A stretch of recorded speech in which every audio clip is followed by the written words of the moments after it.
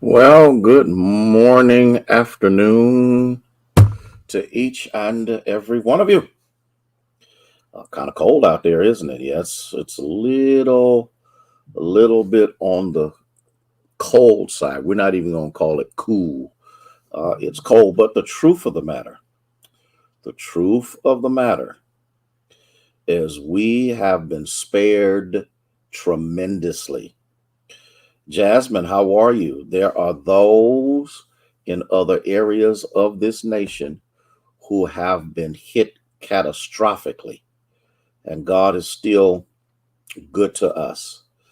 So we can handle a little cold. We can handle a little snow. We can do that. For many of us, we live in northeastern Ohio, and by now we should be used to it. Erica, how are you this morning? Okay, we're doing well. We're doing well. As the song says, no, I won't complain. Rolanda, how are you? Denise, Thea, good to have you with us on this morning, afternoon. And go from there. Monica, how are you? And just kind of go from there. It is Monday. Okay. Another day's journey.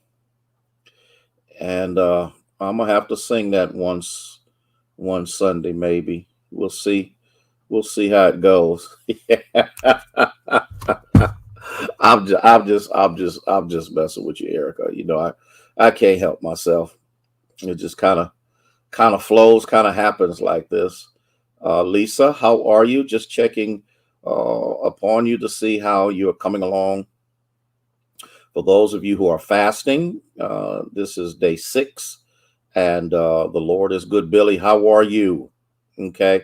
Yes, it's cold. It's cold, my friend. It's only going to get uh, a few degrees warmer than what it is right now. And it's going to be cold, but I won't complain. Nancy, good to have you with us this morning, afternoon, as we transition from morning to afternoon. I'm also checking to see, again, Bible readers want to make sure that you're doing well. Good morning, afternoon, Jaleesa. It'll be afternoon in just a little bit, and we'll go from there. I had to do that. I can't help it. It's just something in me. I wanted to know how you were coming along with your fast. I'm going to be posting some new recipes today, um, and I think that they will be a blessing to you. Daryl, how are you this afternoon, my friend? And we will go from there. Good, good, good. Glad all is well, Nancy. And we'll take it from there. But I just wanted to see.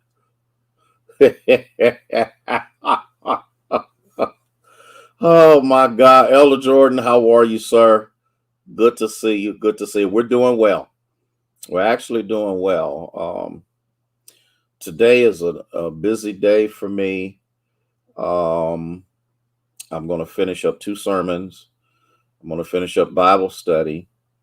I'm going to get the letters out for Isaiah. How are you, my friend? Pray that all is well with you and yours. Um, get the letters together. Jaleesa, I just emailed you the letter for the district. Sister Rains, how are you? Good. Oh my God. I'm so happy. I'm so happy that you're with us in the fast.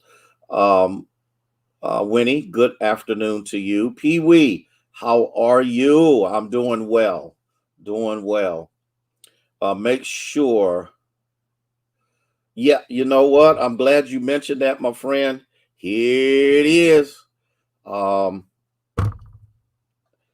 if it weren't for the fact that I'm streaming from my computer and it's attached to my camera, Ethel, good afternoon. I will show you how much water is in the back area of the basement on the other side behind the door.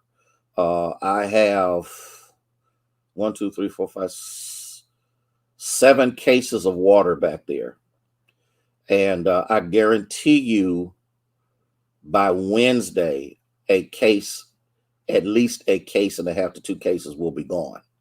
because I'm just drinking water just that much. And it's a part of the purging process that has begun. Yeah, yeah, yeah. I'm serious. Matter of fact, uh,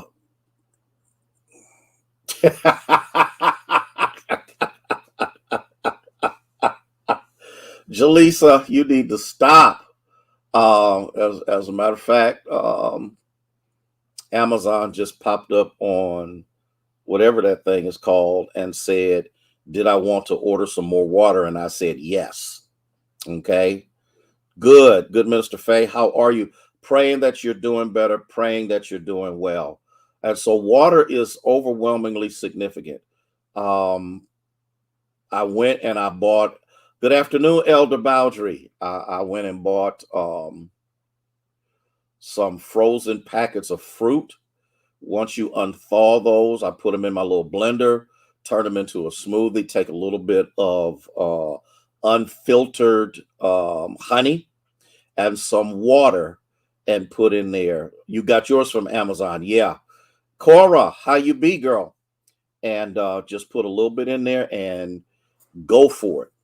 And it's not, don't pour so much. All I do is probably put about a cap to a cap and a half of honey in there, and that's it, Ayana, because we're not trying to substitute sugar. You want the natural flavor of the fruit. Okay.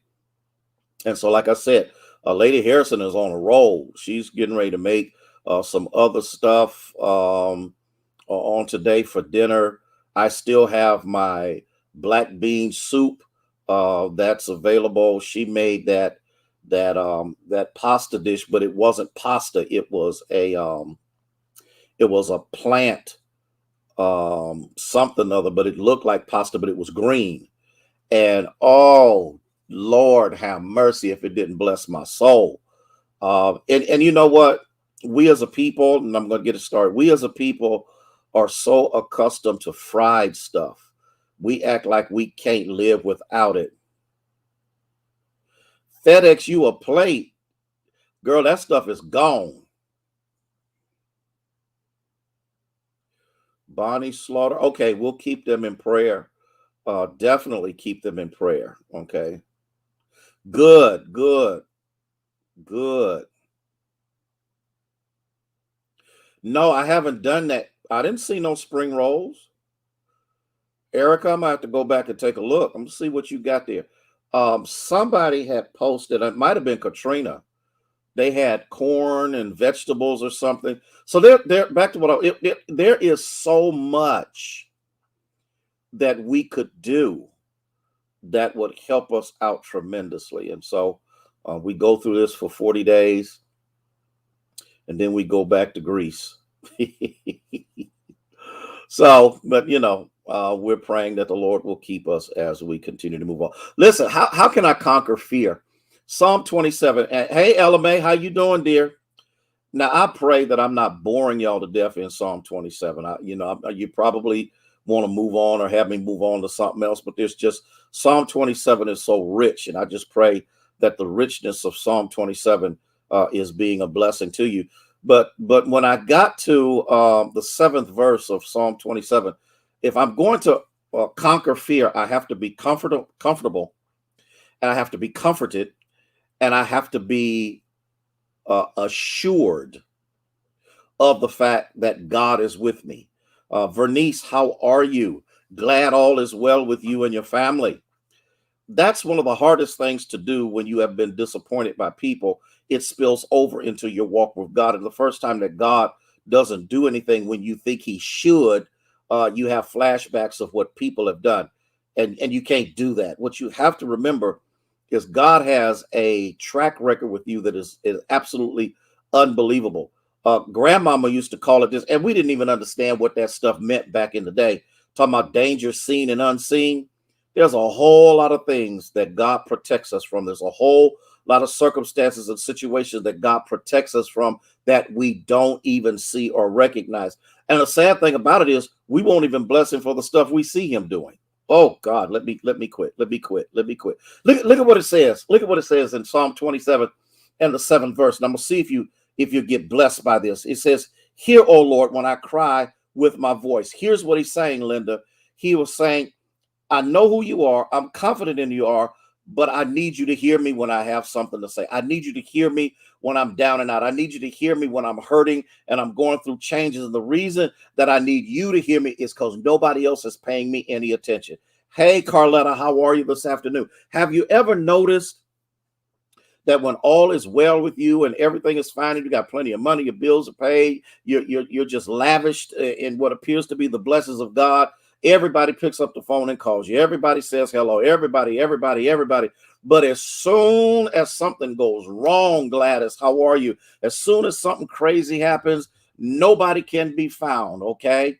Hey, Pastor Thomas, how are you? No one is around. No one can. And so he says, Lord, here's what I want you to do. Because number one, my comfort is in you. I am comforted in you. You remember I told y'all about that a little bit earlier in that text. It says, not only do I have confidence in you, but my comfort is in you. My solace is in you. My dependence is totally and 100% on you. And so when he gets to that 7th verse, I want you to see something that I don't think you've ever seen before. Because in that 7th verse, he says, "Hear, O Lord, when I cry with my voice, have mercy upon me." Okay. And though in the midst of this, he says, and have mercy upon me and answer me. Look at what he's saying. Look at what he's saying. He is saying, I know that the way we talk should never be a one-way conversation. Oh, bless his holy name. Because in order for you to bless me and lead me and guide me and to be a part of my life, my being, my activities on a daily basis, there must be a two-way means of conversation, because not only do I need to talk to you, but I need you to talk back to me. And the thing that is most powerful in our walk with God is the fact that the conversation ought not be about begging. It ought about being. It ought to be about being, not begging, but being. I hope y'all catch this. Being in his will, being in his way, being in his word, being in his presence.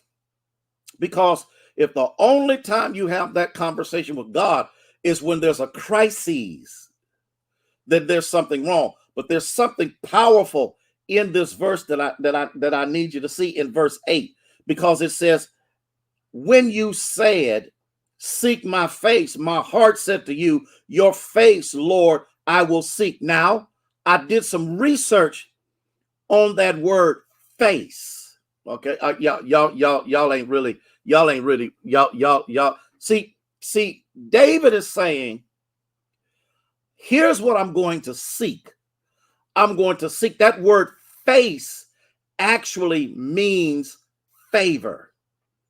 Oh, y'all didn't catch that, did you? Sylvia, how are you? Y'all really didn't catch that. He says, when you said seek my face, he is saying, God, you told me to seek your face. I'll seek you.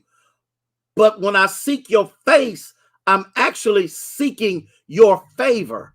I am seeking you to do what goes beyond my money, my reputation, my capabilities, and my influence.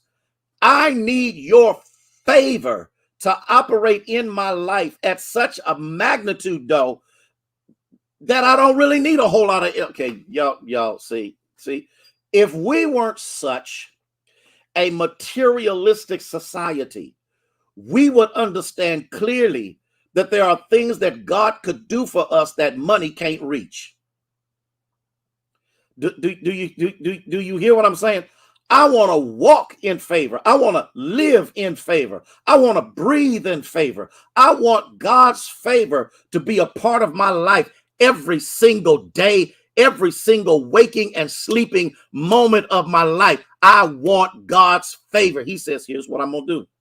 He said, when you said, because remember I told you when I taught from that book about the power of prayer by Dr. Lloyd Ogilvie, it talks about, and I said this before, that it is God's desire to talk to you more than it is for you to talk to him.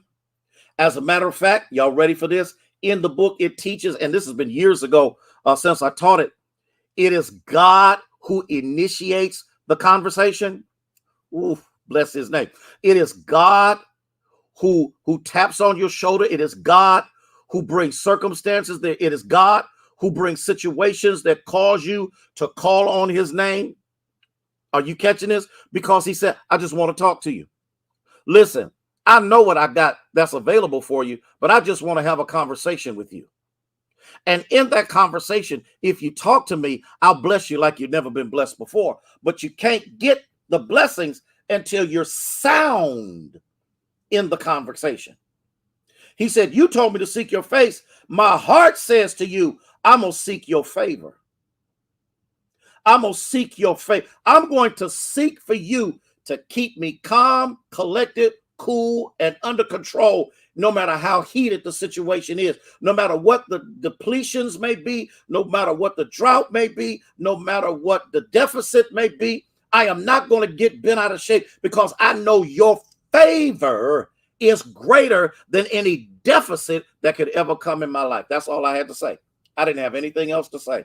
This is my snapshot for today. How can I conquer fear? By understanding that the favor of the Lord belongs to you, by understanding that God is calling you into conversation with him. Katrina, are you catching this? I want to know if you're catching it. I want to know if you're catching it. This is overwhelmingly important because, see, if I know that I have the favor of the Lord in my life, I don't have anything else to be afraid of. Fear comes from a lack of confidence. Fear comes from a lack of assurance.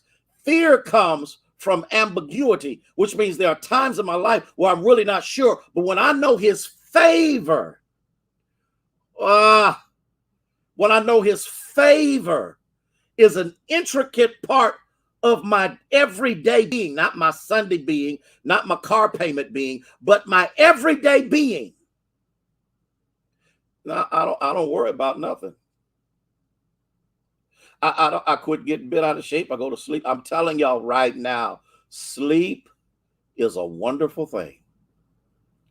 It is to the point now, and I know we're fasting, which means, bedtime comes a little earlier, but rest is marvelous when you're resting in confidence. Oh, Jesus, Lord, let me calm down. Let me calm down. Let me calm down. Let me calm down.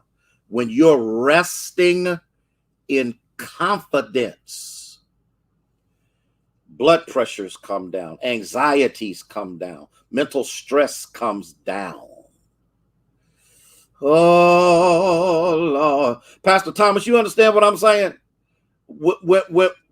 I remember the days when I'd sit up all night long, not knowing how I was going to make it, not realizing that the comfort and confidence that I should have was not in my own ingenuity or capability, but it's found in him. It's just found in him. And so his favor belongs to me because he's called me into it. He says, seek my face. And when you seek his face, you're seeking his favor. And when you seek his favor, you are no longer controlled by fear. So that's all I wanted to share with you. Listen, that's my snapshot for today. Just wanted to give you a little something to think about out of Psalm 27. I'm getting ready to get out of here. Got to finish up a couple of sermons. Got a couple other things to do. Got to look over my Bible study. Got a couple of letters and stuff to get out and all that kind of good stuff. But I'm telling you right now, I'm telling you, even in these trying days and times, you need to not be fearful. But Daryl, you need to be confident that he that has begun a good work in you shall accomplish it until the day of Jesus Christ. Listen, y'all be blessed now. Y'all have a blessed day in the Lord. Stay warm out there. It's kind of chilly if you got to go out. Okay. Just want to be a blessing to each and every one of you. Love you from the depths of my soul. Stay strong in the Lord, Sister Rains. And to each and every one of you is my prayer. May God bless you and keep you, is my prayer.